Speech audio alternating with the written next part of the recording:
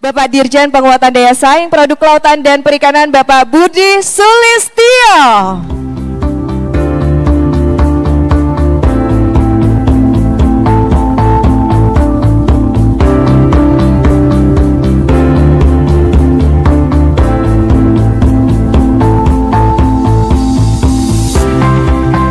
Pak Budi, selamat pagi dan semangat pagi. Bagaimana Pak perasaannya? Soalnya deg-degan. Kenapa tuh Pak deg-degan? Bapak udah makan ikan tuna? Udah. Jadi Bapak sekalian, hari ini saya ditemani oleh Mbak Suci, tadi ditemani oleh Mbak Gadis. Ya. Jadi kalau dirangkai, Gadis Suci menemani kita hari ini. Gadis suci, biasanya itu pasti saya selalu dikatakan suci dalam debu, ya suci suara cinta, suci bersih ya Pak. Bapak terima kasih sudah hadir bersama saya. Tadi walaupun Bapak sudah memberikan banyak sekali data-data dan angka yang sangat fantastis, tadi kita juga sudah mendengarkan bersama, tapi sedikit boleh ya Pak, kita akan mengelaborasi lebih jauh lagi. Nah, kenapa talk show ini ada, hadirin sekalian? Karena tentunya kita ingin membahas nih potensi-potensi besar kelautan di Indonesia. Seperti yang kita ketahui bersama bahwa Indonesia memiliki potensi laut yang sangat besar sekali, baik itu dari hasil tangkap ikan di laut, baik itu juga dari hasil budidaya di air tawar, dan tuna ini menjadi komoditas unggulan di Indonesia. Untuk itu kita ingin mengetahui peluang-peluangnya seperti apa, kebijakan yang sudah dicanangkan oleh pemerintah untuk mendukung perkembangan tuna di Indonesia seperti apa, dan juga yang pastinya kita ingin tahu sebetulnya ini orang-orang Indonesia sudah mengkonsumsi tuna sepenuhnya atau belum. Kalau dari Pak Budi dulu nih Pak, pertanyaan pertama yang paling penting, Bapak suka makan ikan tuna? Ya Mbak, pasti ya. Pasti ya? Nanti berarti kita harus makan ikan tuna bersama ya Pak. Baik Pak. Tadi Bapak sudah berbicara tentang tantangan, ya, tantangan populasi global yang terus meningkat sehingga kebutuhan proteinnya juga pasti akan meningkat. Tapi kalau bicara tantangan selalu ada peluang Pak. Nah jadi kita ingin tahu mungkin peluang-peluang lagi Pak yang bisa digali nih dari tuna di Indonesia seperti apa merespon tadi tantangan global yang sedang dihadapi saat ini. Terima kasih Mbak Suci. Jadi Bapak sekalian tadi yang saya sampaikan, tapi tadi juga arahan dari Pak Menteri yang saya bacakan ya. Bahwa kita melihat ketika kita bicara tuna, maka kita lihat tren globalnya seperti apa. Ya. Tren global mengalami peningkatan ya. Bahwa kebutuhan untuk pasar seafood global itu tumbuh per tahunnya itu hampir 8,92% ya. Sementara kalau kita lihat data ekspor kita tuna tahun 2023 ya, itu adalah 927 juta US. Ya. Ini juga mengalami satu pertumbuhan 5 tahun terakhir ya. Nah, investasi itu 1,227 triliun. Ya. Ini adalah pemikiran kita semua. Ketika kita bicara tuna, kita harus melihat bahwa ada peluang. Peluang salah satunya adalah bagaimana kita melihat tren perkembangan populasi dunia. Ya. Kemudian dari tren tersebut, kebutuhan untuk protein pastinya akan naik juga. Diperkirakan 2050 kalau menurut beberapa studi, itu kebutuhan protein akan naik 70%. Pemasoknya siapa? Ya kan? Sumber protein salah satunya juga itu adalah ikan. Nah, hari ini kita bicara forum investasi tuna, maka teman-teman yang hadir di sini kenapa tadi saya undang untuk ikut dalam pembukaan bersama. Beliau adalah aktor-aktor yang penting yang saling nanti berkolaborasi, saling berkepentingan untuk memperkuat daya saing untuk produk tuna Indonesia. Jadi ini adalah satu peluang bahwa peluang itu tidak hanya keluar, tidak hanya ekspor, juga peluang ke dalam. Nah hari ini juga kita berbicara terkait ada tandangan MOU ya antara ATLI, Asosiasi Tuna Longline dengan PHRI. Pasar kita di lorong-lorong kanal untuk perhotelan, restoran itu juga besar. Ya. Sementara kita bicara ke faktor demografi, ya kita punya domus demografi. Ini para pemuda kita banyak generasi mudanya nih. Bagaimana kita kelola itu menjadi pangsa pasar untuk konsumen dalam negeri untuk tuna. Ya. Jadi kita melihatnya ini trennya naik, sementara juga konsumennya naik. Bagaimana kita sekarang melihat itu secara positif. Menjadi peluang pasar untuk pasar tuna Indonesia. Ya, baik keluar pastinya tadi ada produk-produk yang disukai oleh masyarakat, tingginya adalah ke Amerika ya. untuk produk file, ada juga ke Jepang, ada juga ke Taiwan dan semuanya. Ya. Ini semua kita petakan, kita lihat mana yang sebenarnya dengan kondisi yang sekarang ada, produksi yang ada, nanti para pelaku usaha ini sudah para lebih ahli dari saya. Dia akan misalkan kira-kira kanalnya di mana. Nah, ketika kegiatan tersebut mulai, maka ada kegiatan disebut perlunya investasi. Forum ini menjadi satu hal yang kan menggabungkan. Pak Bupati dari Wakatobi, ya, beliau jauh-jauh hadir ke sini. Kita berikan aplaus Pak Bupati, langsung hadir, ya kan. Wakatobi kalau naik itu nyambung berapa kali ke sini transitnya, ya Pak. Nah, tapi beliau semangat bahwa dia akan mengangkat di sana, ya. Wakatobi ini salah satu namanya tempatnya dunianya terumbu karang, ya. Ada laut dalamnya dan semuanya. Di sana ada Bu El Sinta. Tahun 2009 kita membuat namanya satu forum internasional CTI di Manado untuk melindungi bagaimana keberlanjutan sumber daya. Kita bicara tuna kita akan unggul, namun kalau di hulunya sana ekosistem, ekologi sudah mulai terbebani, maka akan menjadi ancaman untuk produksi ikan kita. Jadi ini adalah prinsipnya Pak Menteri, kenapa ekologi itu menjadi panglima, karena kita harus menjaga wadahnya dulu.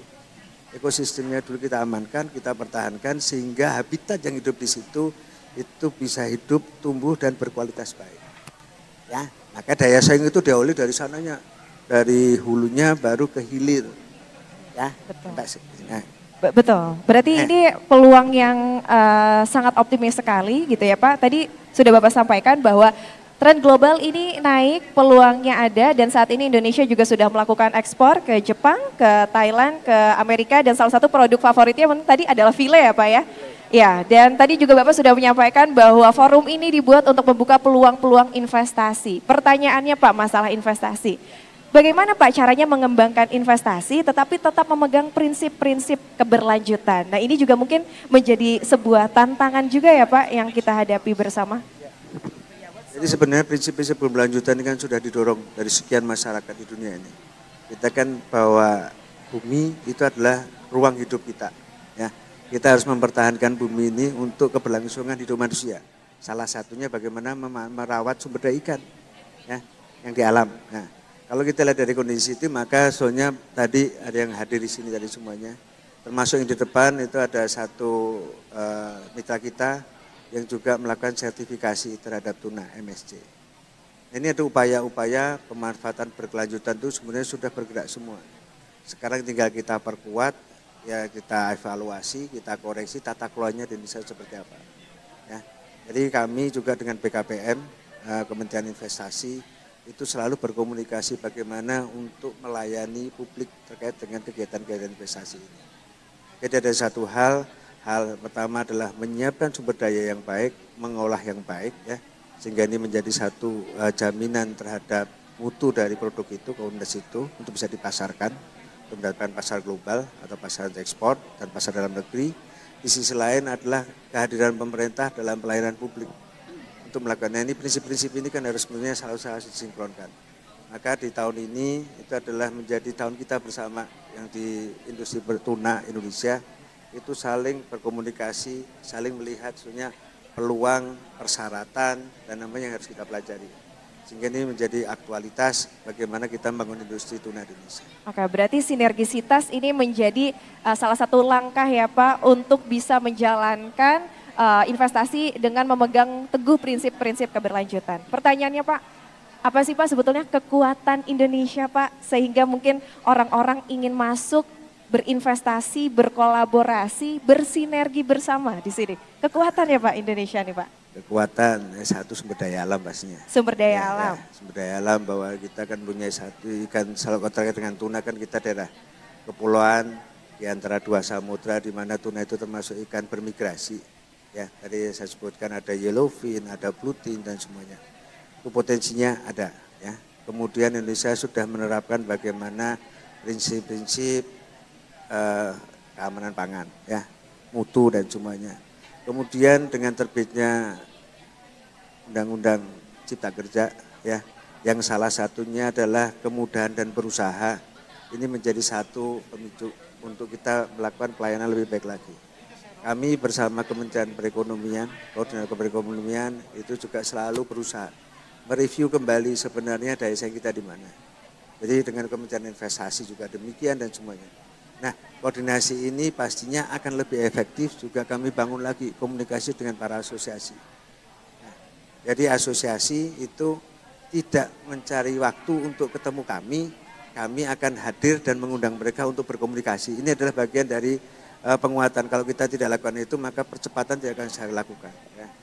Jadi fungsinya komunikasi, kemitraan strategis, dan kita punya target apa? Targetnya adalah meningkatkan daya saing untuk produk tuna. Ketika kita bicara hilir, ya, itu mungkin para pelaku usaha sudah menyajikan produk. Nanti di pameran juga ada. Ya, sekarang trennya adalah ready to eat. Ya. Nah, kalau kita juga peta di Indonesia, itu kita teman-teman bisa mengatakan pasar potensialnya di mana dan semuanya, itu produk file ada di mana dan semuanya. Ini adalah satu pemikiran-pemikiran yang harus kita usahakan. Kita harus mengikuti tren pasar, namun juga kualitas harus kita tetap perhatikan menjadi utama. Adanya pemerintah itu melakukan fasilitasi untuk pelayanan publik yang diperlukan apa saja. Jika seperti hari ini kami melakukan business matching, ini bagian dari fasilitasi kami untuk mempertemukan sekian pelaku. Ya, kalau mereka sudah melakukan tanda tangan itu nanti B2B, karena uang dan divisa itu di sana, di para pelaku usaha. Kami pemerintah itu memfasilitasi supaya kegiatan itu berjalan dengan baik dan atraktif. Oke, berarti pemerintah hadir sebagai fasilitator di sini, betul ya Pak? Nah, tadi kekuatan dari Indonesia ini sebetulnya sangat banyak sekali, seperti yang tadi sudah Pak Budi sampaikan. Namun kendalanya nih Pak, kendala apa sih Pak yang utama untuk pengoptimalan kekuatan yang tadi sumber daya alam gitu ya, mungkin dari pemerintah juga sebagai fasilitator sehingga bisa bersinergi dengan para pemangku kepentingan gitu. Apakah ada kendala utama yang sedang difokuskan untuk diatasi Pak dari hal-hal tersebut? Ya mungkin nanti di diskusi waktu di sesi dengan Pak Ridwan dari Perikanan Tangkap, tantangannya itu sangat kompleks. Ya, bahwa nelayan atau penangkap ikan ini juga mempunyai satu segmen yang klasternya. Nelayan kecil, nelayan menengah, kelas menengah dan besar. Ya. Namun kita harus tahu bahwa nelayan kecil adalah menjadi bagian kekuatan kita. Ya, dengan kemampuan ekonominya, dengan kemampuan teknologinya harus kita bimbing supaya dia menuju ke sana. Nah, ini yang uniknya di tuna, penangkapan secara pancing itu menjadi sertifikasi MSC. Ya. Mereka teredukasi. Ya. Salah satu contohnya mungkin nanti dari Perikanan bisa melengkapi, ya, bahwa di satu programnya Pak Menteri yaitu adalah membuat kampung nelayan modern. Tahun lalu diresmikan di Samber Pinyeri di Biak, ya, oleh Bapak Presiden Joko Widodo, adalah kampung nelayan modern. Di sana kami KKP antar unit eselon 1 bergerak membangun fasilitas yang diperlukan. Dari dermaga, kemudian tempat pendaratan, terus kemudian gudang beku, pabrik es, sampai sentra kuliner. Sisi lain pembangunan kelembagaan, bagaimana kelembagaan nelayan dibangun di sana. Nah, dengan kondisi ini satu percontohan di sana. Ya. Ternyata ada pelaku usaha yang tertarik ke sana. Jadi sekarang sosialisasi untuk penerapan MSC untuk nelayan Samber Pinyeri itu sedang berjalan. Nanti akan diambil produknya oleh para pelaku usaha ini, oleh industri ini, kemudian akan dijadikan produk ekspor. Ya, jadi ini adalah satu titik yang diawali oleh idenya Pak Menteri dengan membuka Samber Pinyeri sebagai kampung modern, dibangun didampingi oleh kami. Ya. Nah sekarang ini sudah disiapkan mungkin di akhir tahun ini itu sudah ekspor dari nelayan untuk mengangkat mereka pendapatannya naik. Nah ini adalah satu upaya bagaimana kita tidak boleh lupa sumber daya itu yang nangkap atau yang mengolah itu banyak pihak. Banyak pihak mempunyai kekuatan yang berbeda. Sekarang bagaimana kekuatan yang berbeda ini kita satukan menjadi kekuatan industri tuna di Indonesia. Berita yang sangat membanggakan sekali tentang kampung nelayan modern. Boleh kita berikan tepuk tangan dulu hadirin sekalian. Ini adalah upaya dari pemerintah yang sangat membanggakan Pak. Karena ini juga menunjukkan adanya pemerataan ya di seluruh Indonesia ya Pak. Nah tadi dari penjelasan Bapak kita tahu berarti Indonesia ini menjadi fasilitator iya pemerintah, menjadi inisiator iya, dan menjadi regulator juga pastinya ya Pak. Dan kita juga ingin tahu sebetulnya kebijakan-kebijakan apa Pak yang sudah diinisiasi oleh pemerintah untuk mendukung perkembangan industri perikanan tuna di Indonesia. Nah, mungkin ini juga jadi salah satu topik yang sangat penting untuk disampaikan. Salah satu bahwa pilar pembangunan kelautan dan perikanan pemanfaatan sumber daya ini adalah penerapan perikanan, penangkapan ikan terukur. Ya. Dan sudah dibagi kepada 6 zona. Ya. Intinya bahwa sumber daya itu dikelola secara terukur. Ya. Tidak melebihi sehingga keberlanjutannya muncul. Yang tantangan kita semuanya, mungkin apa yang saya sampaikan ini menjadi pertanyaan di masing-masing atau mari kita dorong untuk diselamatkan ke depan. Ya, tantangan ketika kita bicara perikanan tangkap terukur, maka di situ kegiatan itu adalah dari penangkapan, pendaratan itu di zona tersebut. Diharapkan data dari Pak Menteri itu ekonomi akan tumbuh di sana. Jadi perputaran ekonomi itu sebelum tidak boleh keluar sebelum diolah di sana, ya sortir dan semuanya. Jadi pertumbuhan itu. Jadi tidak ada migrasi dari nelayan nangkap di timur kemudian dibalik ke Jawa atau kemana untuk menghindari atau mengurangi atau menghilangkan Jawa sentris untuk industri perikanan. Ya, jadi tumbuh semua di sana. Itu pasti tantangannya ada infrastruktur, tata kelola dan semuanya. Kita bertahan ke sana. Mohon perkenan ini adalah menjadi upaya kita, kesabaran kita untuk mewujudkan itu. Yang tidak bisa hari ini ditacanangkan, besok langsung beroperasi 100%. Ya. Tapi percontohan Pak Menteri menyampaikan modeling di Tual di bulan lalu ya, itu dicanangkan. Itu menjadi salah satu contoh penangkapan ikan terukur. Ya. Nah kemudian untuk menjaga keberlanjutan sumber daya. Ya. Mohon perkenan kita kompak dan selalu mengkoreksi diri kita sendiri, menghindari penangkapan baby tuna. Itu masih ya, juga ada ya Pak? Ya kadang kesangkut Mbak. Iya. Ya, ini yang jadi satu, kalau ikan itu nanti kita biarkan tumbuh besar dulu, ekonomi akan tinggi. Dan juga kita mengalami satu pemikiran, ayo kita jaga. Ya, kita tidak saling menyalahkan, namun kita saling koreksi. Ya. Karena ini adalah sumber daya yang dijatuhkan dari Yang Maha Kuasa kepada kita. Ya. Nanti suatu ketika jadi nanti faktor penghambat atau apapun itu yang harus kita hindari, maka kita jaga laut kita jaga kesehatan laut kita dan bagaimana keberlanjutan ekosistem, ya kan? Itu yang menjadi satu. Ketika mereka waktunya memijah, kita lindungi, ya kan? Ketika mereka berbuaya untuk membesar, kita lindungi. Ketika sudah kita saatnya ditangkap, kita tangkap. Ya. Oke, baik, berarti kebijakan penangkapan ikan terukur ini juga salah satu implementasi atau wujud nyata dari pengelolaan berkelanjutan ya Pak untuk mendukung ekonomi biru tadi. Dan saya juga mengapresiasi sekali Pak tadi kebijakan-kebijakan yang untuk menghilangkan kesan Java sentris ya, karena itu memang pemerataan itu yang sangat kita butuhkan saat ini. Jadi kita perlu mengapresiasi juga kebijakan-kebijakan pemerintah khususnya di Kementerian Kelautan dan Perikanan. Baik Pak, kalau begitu tadi kebijakannya sudah, kita juga sudah berbicara tentang peluang, rasanya tidak afdol kalau tidak berbicara tentang strategi Pak. Karena tujuan kita bertemu di sini selain untuk membuka peluang-peluang investasi, tentunya kita juga ingin meningkatkan daya saing dan memperluas pasar. Betul ya Pak ya? Nah, apa Pak strateginya Pak untuk meningkatkan daya saing dan perluasan pasar? Strategi pastinya tadi saya katakan bagaimana kesiapan industri kita, ya, industri pengolahan. Kalau kita lihat di sini, ya, ini adalah satu kabar yang menggembirakan. Inovasi dari para pelaku usaha, dari Wakatobi, dari MSC, dari beberapa pelaku usaha yang ada di ruang pameran hari ini. Ya, ini menunjukkan bahwa disertifikasi produk itu sudah berjalan. Ini inovasi. Ya, mereka sudah punya pangsa pasar masing-masing. Hari ini kami mengundang PHRI ya, untuk MOU dengan ATLI, itu juga satu pangsa pasar baru. Nanti asosiasi penyedia jasa boga kita kenalkan. Intinya kita harus mengedukasi masyarakat ya, bahwa masyarakat semakin paham, semakin mengetahui bagaimana ikan tuna itu. Bisa membedakan antara tuna dan cakalang. Ya. Tuna, cakalang dan tongkol. Tongkol, TCT ya. Ini ya Pak ya. Ya. Ini juga satu edukasi. Karena ikan tuna yang saya konsumsi itu adalah grade A, grade B. Pastinya saya mempunyai satu pandangan itu harganya berapa. Semakin volume dalam negeri naik dan sistem logistik nanti diperbaiki, maka tuna untuk dalam negeri itu semakin meningkat. Ya. Supaya di teman-teman dari Bitung pada waktu ulang tahun Manado atau tidak salah di Sulut ya, tahun lalu itu adalah bagaimana menyerapkan masyarakat untuk makan sashimi, mengenal tuna. Ya.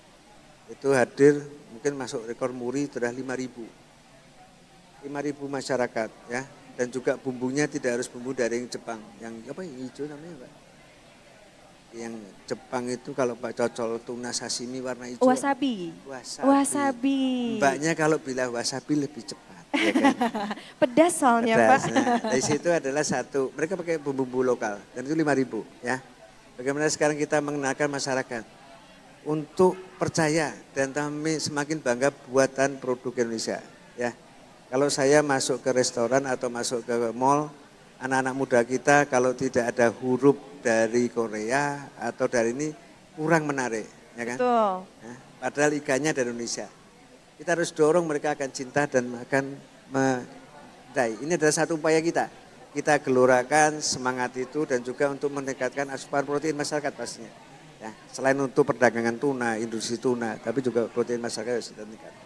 Baik, berarti ini pengedukasian terhadap masyarakat agar kita juga punya rasa cinta terhadap produk lokal, betul ya Pak? Tadi betul sekali disampaikan Pak Budi, terkadang kalau kita melihat, wah ini kayaknya produk dari luar negeri, pasti di kualitasnya bagus. Ketika melihat dalam negeri langsung kita kayaknya agak mundur ya, ini mulai ragu ya Pak. Nah itu kita harus mengedukasi masyarakat.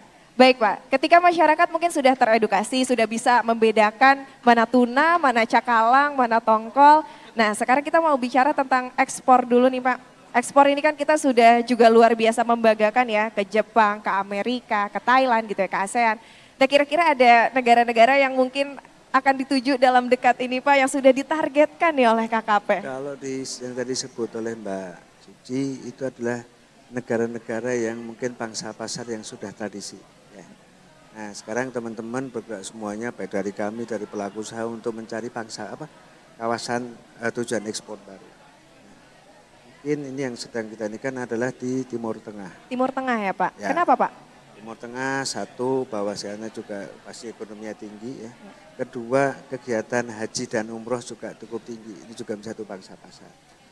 Sebenarnya ready to eat ini menjadi satu pangsa pasar di sana. Kemudian mungkin di negara-negara Afrika Utara ya, Mesir dan semuanya ini menjadi satu. Ini adalah pangsa pasar yang sedang digarap. Namun demikian sebenarnya hal yang lain yang menjadi tantangan kita ekspor itu adalah kita harus memahami persyaratan di negara tujuan atau kawasan tujuan.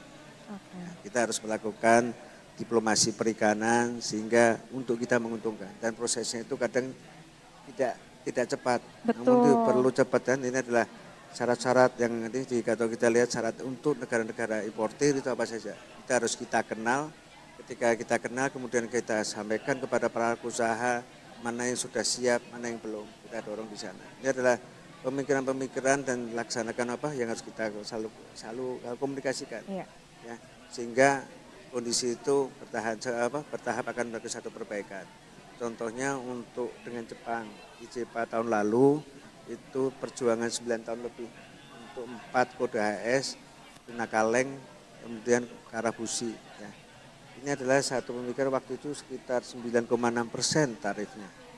Nah sekarang ke tahun 2023 itu sudah disepakati 0% tarifnya. Ya.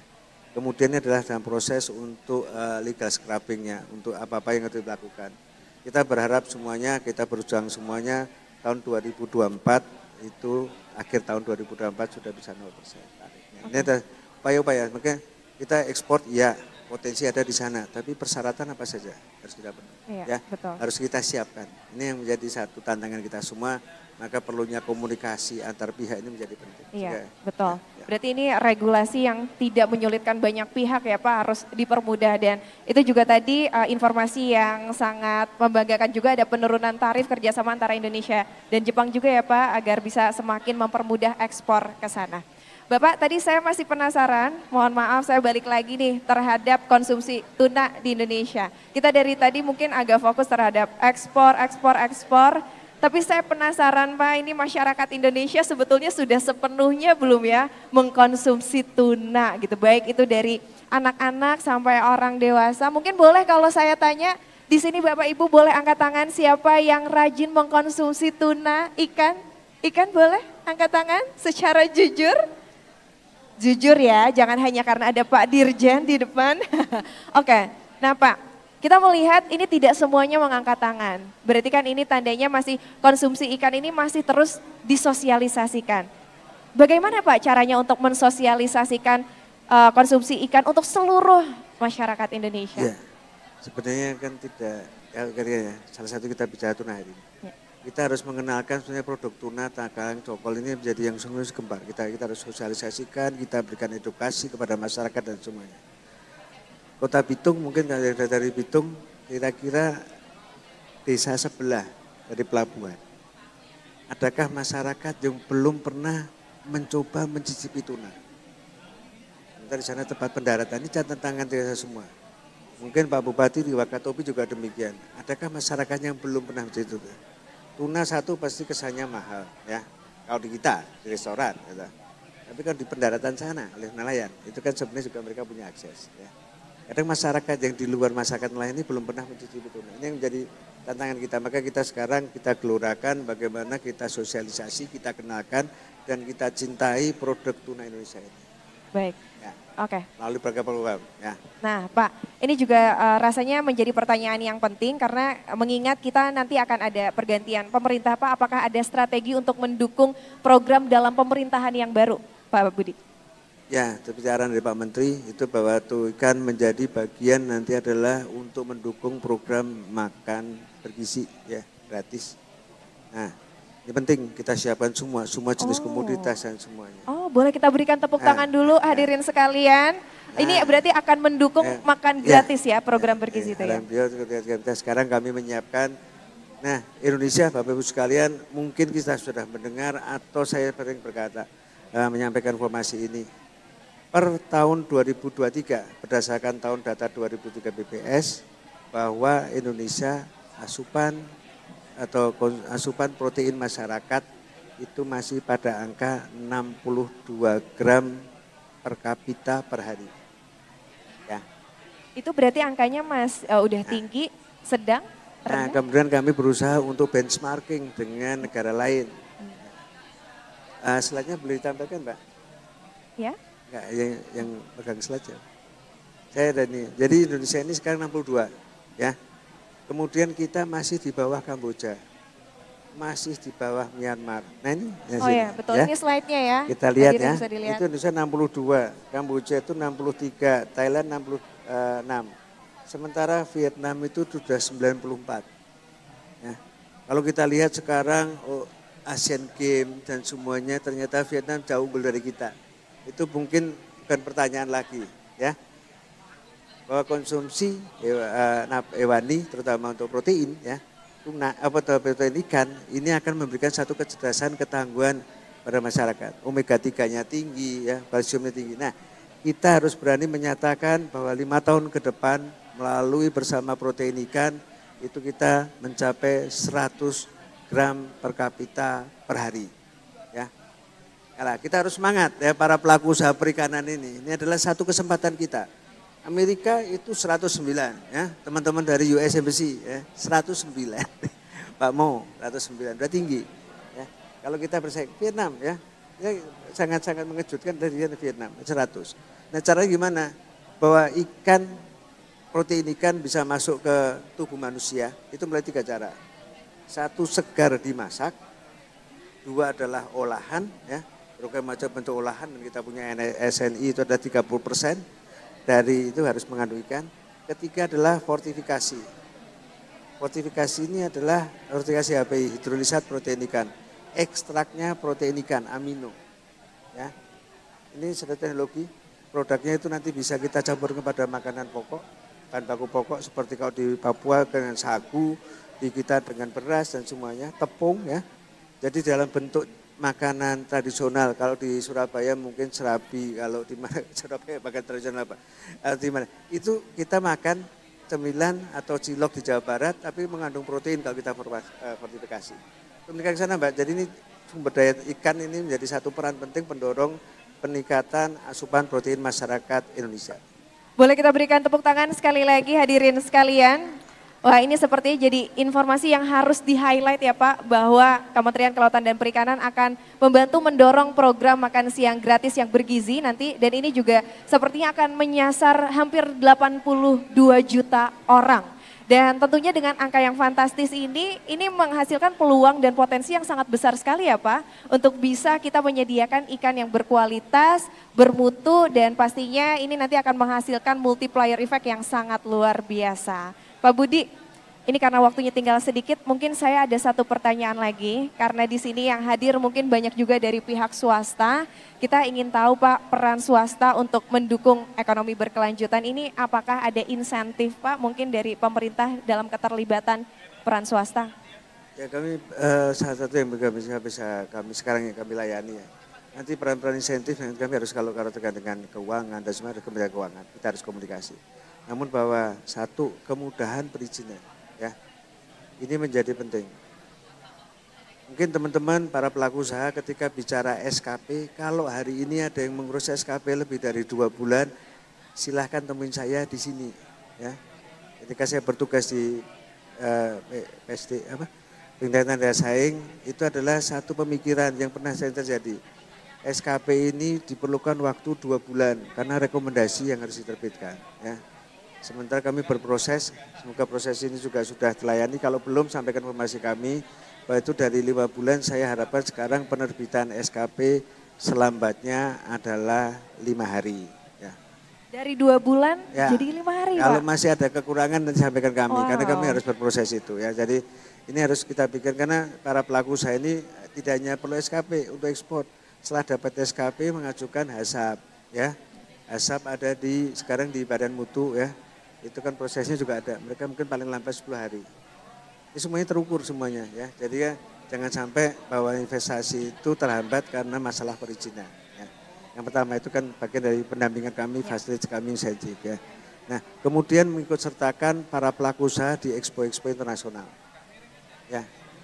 Kemudian kami melayani seandainya ada informasi yang diperlukan importir atau eksportir, bisa nanti menghubungi kami akan fasilitasi. Gitu Mbak. Baik. Dan terakhir Pak, apa yang ingin disampaikan untuk seluruh hadirin yang sudah hadir di sini? Apakah ada hal-hal yang mungkin harapan Bapak ke depan gitu, bagaimana industri tuna ini nanti akan semakin berkembang? Terima kasih Bapak Julian, Mbak Susi, bahwa pertemuan hari ini semoga menjadi satu titik kita bersama, menjalin kemitraan strategis antar pihak. Kita bersama-sama, kita harus berani mengkoreksi diri kita harus berani melangkah ke depan untuk meningkatkan industri tuna di Indonesia. Baik, boleh kita berikan tepuk tangan untuk Bapak Budi. Terima kasih banyak Pak Budi.